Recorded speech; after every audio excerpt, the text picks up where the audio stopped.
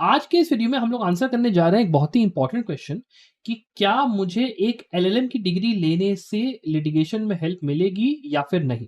Because ये एक ऐसा क्वेश्चन है जो कि मेरे पास कई स्टूडेंट्स पूछते हैं। अब कई स्टूडेंट्स ऐसे भी हैं जो कि ऑल इंडिया बार का एग्जाम दे रहे हैं और साथ में वो लोग प्लान कर रहे हैं कि हमें क्लैट भी देना है या फिर एलेट भी देना है या सीवीटी देना है। तो उन सारे स्टूडेंट्स के लिए ये वीडियो काफी ज्यादा इंपॉर्टेंट हो जाता है, तो इस वीडियो को लास्ट तक जरूर देखिए। और उसके साथ में अगर आप पहली बार संभव लॉ के चैनल को देख रहे हैं तो हम लोग रोजाना पोस्ट ग्रेजुएट स्टडीज और आपके जो भी एग्जाम्स होते हैं कॉलेज के बाद उनके ऊपर वीडियोस बनाते हैं। साथ ही में अगर आप मान लो इस बार क्लैट पीजी एग्जाम की तैयारी कर रहे हैं तो हम लोग केवल 4899 में आपकी पूरी तैयारी यहाँ पे रिकॉर्डेड लेक्चर फॉर्मेट में सारे सब्जेक्ट्स आपको हम लोग देंगे। उसके साथ में आपको रिसेंट और लैंडमार्क केसेस जितने आपके हैं वो आपको सारा दिया जाएगा along with 70 mock papers plus 50 subject wise mock papers. तो अगर आपको एनरोल करना है 4899 में हमारे चैंपियंस प्रिपरेशन कोर्स में आप कर डेफिनेटली सकते हो। अब चलिए बात करना शुरू करते हैं इस बारे में कि क्या एलएलएम की डिग्री लेने से लिटिगेशन में हेल्प होती है या फिर नहीं। इसका जो आंसर है वो काफी हद तक न्यूआंस्ड आंसर है, काफी इसमें यहाँ पे स्टेप्स हैं, प्रोसेसेस हैं जो कि हमें समझने पड़ेंगे। पहली चीज ये देखने वाली है कि देखिए एलएलएम की डिग्री आपकी होती क्या है। एक एलएलएम की जो आपकी डिग्री होती है ना, वो आपको एक किसी स्पेसिफिक एरिया ऑफ लॉ के अंदर एक स्पेशलाइजेशन प्रोवाइड करती है। जैसे कि मान लो आईपीआर की स्पेशलाइजेशन किसी जगह हमको मिली, कहीं पे हमने क्रिमिनल लॉ की पा ली, कहीं कॉन्स्टिट्यूशनल लॉ की पा ली, कहीं पे हो सकता है हमने कॉर्पोरेट लॉ में पा लिया, कहीं हो सकता है हमने ह्यूमन राइट्स में पा लिया, इंटरनेशनल लॉ में पा लिया। तो अलग अलग सब्जेक्ट्स के अंदर आपकी स्पेशलाइजेशन होती है एलएलएम के थ्रू। एलएलएम की डिग्री का जो मेन पर्पस होता है वो होता है एकेडमिक्स की फील्ड में कि आपने मास्टर्स करा, अब आप कहीं ना कहीं पीएचडी में अपना अप्लाई करने के लिए एलिजिबल हो चुके हो और एकेडमिक्स के तौर पे ही उसको जितने कॉलेजेस आपको मिलेंगे मेजर मेजर वहां पे उसको ट्रीट किया जाता है। जैसे अगर मैं एनयूजेएस का एग्जांपल देता हूँ, जैसा स्टूडेंट्स ने मुझे फीडबैक दिया है वहां पे ये होता है कि वहां पे जाते साथ ही ओरिएंटेशन में आपसे कह दिया जाता है कि आप यहाँ पर एकेडमिक्स के लिए आए हो, अगर आपको कॉर्पोरेट लॉ में जाना है या फिर आपको लिटिगेशन में जाना है तो आपको यहाँ पर एलएलएम करने की जरूरत नहीं है। This is clearly what they से इन द स्टार्ट। लेकिन इसका मतलब ये नहीं होता कि एलएलएम करने से लिटिगेशन में या कॉर्पोरेट लॉ में फर्क नहीं पड़ता।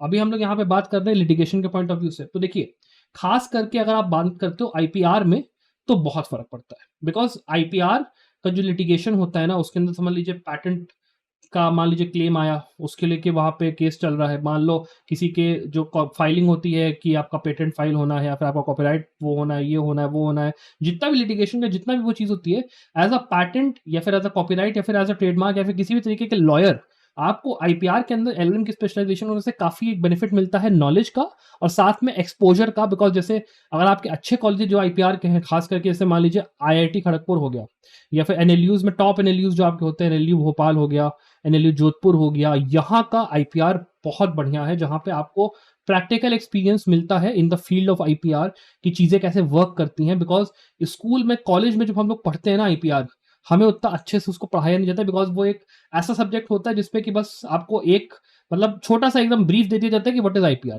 That's it. अगर आपको उसको अच्छे से समझना है, अच्छे से जानना है, then doing an LLM and doing litigation as a patent lawyer as a corporate मतलब अपने उसमें अगर आप चले जाओ बहुत अच्छा यहाँ पे एलएलएम आपका रहता है, बेनिफिट आपको करता है। और उसके साथ में जो आपकी लिटिगेटिंग फर्म्स होती है ना जिसमें कि ये सब आईपीआर वगैरह का काम होता है, वहां पर एक इफेक्ट आपके सीवी से पड़ जाता है कि हाँ भाई आपने आईपीआर में एलएलएम लिया है तो आप एक स्पेशल बंदे हो जिसको कि अलग अलग एरियाज ऑफ जो आईपीआर का एलएलएम का मतलब पेटेंट का इन सबका एक्सपीरियंस है आपको। तो डेफिनेटली इस पूरे लाइन में तो यहाँ पे मदद आपको होती ही है विदाउट अ डाउट। इसके बाद हम लोग बात करते हैं क्रिमिनल लॉ का पॉइंट ऑफ व्यू से। ठीक है, अब देखिए क्रिमिनल लॉ में क्या होता है ना, क्रिमिनल लॉ में कई यहाँ पे स्टूडेंट्स सोचते हैं कि यार अगर हम ना क्रिमिनल की लिटिगेशन कर रहे हैं जहाँ पे हमको बेल किसी को दिलानी है या मान लो कोई यहाँ पे ट्रायल चल रहा है, मर्डर का हो गया या मान लो किसी और चीज का हो गया, थेफ्ट वगैरह का, वहां पे हम क्रिमिनल लॉ से अगर करते हैं तो ऐसे जो सब्जेक्ट्स होते हैं वो हमको बेनिफिट करेंगे। तो मैं इसको लेकर बस ये कहूंगा कि हाँ, नॉलेज के पॉइंट ऑफ व्यू से आपको एक एनहांस नॉलेज हो जाती है कि कैसे क्रिमिनोलॉजी, क्रिमिनल के दिमाग कैसे काम करता है, विक्टिम्स को कैसे वो किया जाता है, कंपनसेशन स्कीम और पता नहीं 50 तरीके की चीजें नई नई आपको क्रिमिनल लॉ की स्पेशलाइजेशन के अंदर एलएलएम में सीखने मिलती है। लेकिन जॉब के पॉइंट ऑफ व्यू से, जैसे मान लो आप कहीं पे गए, किसी फॉर्म में गए, लिटिगेटिंग फॉर्म में गए, वहां पे उसका उतना इफेक्ट नहीं पड़ेगा कि आपने क्रिमिनल लॉ में स्पेशलाइजेशन करी है तो हमको क्रिमिनल की जो वकालत है वहां पे आपका ये चीज बेनिफिट करेगी, उतनी बेनिफिट नहीं करेगी। और खास करके उसके अलावा अगर आप बात करते हो इंडिपेंडेंट प्रैक्टिस में भी, तो जो आपके लॉयर्स होते हैं वहां पे देखिए चीज क्या होती है ना, बिना रेफरेंस के कुछ नहीं होता। लिटिगेशन में तो खास करके अगर आपके पास एक अच्छे सीनियर लॉयर के चेंबर में आप जा रहे हो, इंटर्नशिप आपको देखो मिल जाएगी, ठीक है, उसमें कोई दिक्कत नहीं है। जूनियर के तौर पे भी वहाँ पे अगर आप मान लो जुगाड़ से क्या आप चले जाओगे, वो भी होता है रेफरेंस के थ्रू। लेकिन ये चीज़ कि वहाँ पे उस चेंबर के अंदर आपको सिखाया जाए काम अच्छे से, एज़ अ जूनियर आपको अच्छे से ट्रीटमेंट मिले, रिस्पेक्ट मिले, जो चीज़ें ऐसे केसेस हैं जिन केसेस के अंदर सीखने मिल रहा है, जिन केसेस में पैसा है, उसके अंदर आपको एक्सपीरियंस मिले, उसके लिए आपको फिर खुद अपनी मेहनत करनी होती है। और वहाँ पे जो रेफरेंस आपका होता है ना, वो भी कहीं न कहीं आपको बेनिफिट करता है कि भाई आपके जो रेफरेंस है उसका एक स्पेशल प्रभाव है उन लॉयर के ऊपर, जो कि वो आपको फिर एक ऐसे जो आपका मान लो जो जूनियर्स की एक आपका टीम है जिस जो कि उस पर्टिकुलर केस पे काम कर रही है, उस टीम के आप हिस्से बन जाते हो। सो इट ऑल मैटर्स बहुत ज़्यादा कि रेफरेंस आपका कौन-सा है। अगर मान लो आप एक सेकंड जनरेशन लॉयर हो तो आपके लिए ये सब चीज़ें समझना भी आसान होगा जो मैं कह रहा हूँ। और साथ में अगर आप फर्स्ट जनरेशन लॉयर हो तो फिर आपके लिए थोड़ा डिफिकल्ट होगा वैसे भी लिटिगेशन की फील्ड में मतलब एक तरीके से अपनी ज़मीन बना पाना, because it is all about कि एकेडमिक ब्रिलियंस से केवल काम नहीं चलता यहाँ पे। रेफरेंसेस आप किस तरीके से क्लाइंट से बात कर रहे हो, किस तरीके से आप कोर्ट पे अपने आप को प्रेज़ेंट कर रहे हो, किस तरीके से आप केस के अंदर प्लीडिंग कर रहे हो, ड्राफ्टिंग कर रहे हो, बाकी चीज़ें, कितना आप ओबीडिएंट हो। और ख़ास करके शुरुआत में लिटिगेशन में पैसा बिल्कुल नहीं होता है। आप किसी भी सीनियर के पास जाओगे, कह ये दिया जाएगा कि तुम अगर हाई कोर्ट में आ रहे हो, तो पहले जाके 2 साल लिटिगेशन डिस्ट्रिक्ट कोर्ट में सीखो। और डिस्ट्रिक्ट कोर्ट में वकालत करना is very, very hard, because पैसा बिल्कुल नहीं होता है। काम आपसे एक्सपेक्ट किया जाता है कि आप बहुत ज़्यादा करो, और उसके बाद अगर आप सीख लेते हो then it is a very, very rewarding process as a established lawyer. आपको जो पैसा होता है वो एकदम दबा के होता है, इन द सेंस में अगर आप मान लो इस कला को सीख गए कि क्लाइंट से कैसे डील करना है, कैसे पैसा निकालना है, कैसे क्लाइंट को सेट करना है, वो सारी चीज़ें अगर आपको आ गई ना, then definitely you are making मतलब बहुत पैसा बनाने वाले हो, उसमें कोई डाउट नहीं है। एज अ इंडिपेंडेंट प्रैक्टिशनर हो गया, किसी सीनियर के अंडर आप अगर मान लो केसेस केवल रेफरेंस के थ्रू लेके यार, वो भी एक अलग तरीके की वकालत होती है। केवल आपको ड्राफ्टिंग आती है, वो एक अलग तरीके की आपकी वो हो गई। ये सब अभी डिफरेंट का विषय है, बट पॉइंट इज कि ये सब मैटर करता है लिटिगेशन के अंदर। एलएलएम की डिग्री कौन सी है, that is not very very important. केवल आईपीआर में उसका फर्क पड़ता है, बाकी किन्हीं उसमें, चाहे आप कॉन्स्टिट्यूशनल लॉ से बात करते हो, चाहे आप बात करते हो कॉर्पोरेट लॉ में। कॉर्पोरेट लॉ में ऑब्वियसली कॉर्पोरेट लॉ की जो साइड है वो बिल्कुल डिफरेंट है लिटिगेशन से, तो उसका यहाँ पे उसका आपस में कोई रिलेशनशिप नहीं। कॉर्पोरेट लॉ के अंदर अगर आप स्पेशलाइजेशन लेके एलएलएम कर रहे हो, that is a different thing all together. उसके अलावा ह्यूमन राइट्स लॉ में करा, इंटरनेशनल लॉ में करा, फैमिली लॉ में करा, किसी और चीज़ में करा, उसका उतना फर्क नहीं पड़ेगा लिटिगेशन के पॉइंट ऑफ व्यू से, खास करके जैसे मैंने आपको समझाया। Because litigation as I said, it is all about reference, it is all about आप कितने लोगों को जानते हो, किस तरीके का आपका सीनियर के साथ बॉन्ड है, कितना आप बेसिकली क्लाइंट से आप कैसे बात कर रहे हो, क्या आपका पर्सोना कैसा है, कैसा आपके स्किल्स कैसे हैं, पीपल स्किल्स कैसे हैं, कोर्ट को आप सही से प्लीड कर पा रहे हो कि नहीं कर पा रहे हो, अलग अलग चीज़ों पर वो मैटर करता है। तो पॉइंट ये है। अपार्ट फ्रॉम दैट, अगर हम लोग ये भी बात कर लें यहाँ पर कि जो आपका लिटिगेशन होता है, ठीक है, लिटिगेशन के अंदर फिर क्या हमें एलएलएम करनी चाहिए या फिर नहीं करनी चाहिए, तो उसका जवाब है कि अगर आप लिटिगेशन में जा रहे हो, आईपीआर लिटिगेशन में तो करने का तुक बनता है। बाकियों के अंदर आप अगर जैसे मान लो क्या होता है लिटिगेशन में, आदमी उसको लास्ट ऑप्शन के तौर पे, सेकंड लास्ट ऑप्शन के तौर पे हमेशा रखता है। कुछ स्टूडेंट्स होते हैं जो कि बहुत ज़्यादा पैशनेट होते हैं लिटिगेशन के बारे में, बिकॉज़ हमें लिटिगेशन करनी है, हमें कोर्ट ऑफ लॉ में जाके अपना वो करना है, दोज़ आर डिफरेंट स्टोरी। लेकिन जिन लोगों को पीसीएसजे की तैयारी करनी है, ठीक है, तो यार आप 5 साल पहले कॉलेज में थे, 5 साल आप उतना सीरियस नहीं थे, अब आप जैसे ही 4th ईयर 5th ईयर में आते हो, अचानक से आपको लगता है कि अब यार मेरा करियर एक ऐसे पड़ाव पे आ चुका है जहाँ पे अब मुझे सोचना शुरू करना है कि मुझे क्या करना है लाइफ के साथ। आप 4th ईयर में 5th ईयर में कोचिंग लेते हो। कोचिंग लेने के बाद आप 1 साल कोचिंग करोगे, तुरंत आप लॉ आपका खत्म, ठीक?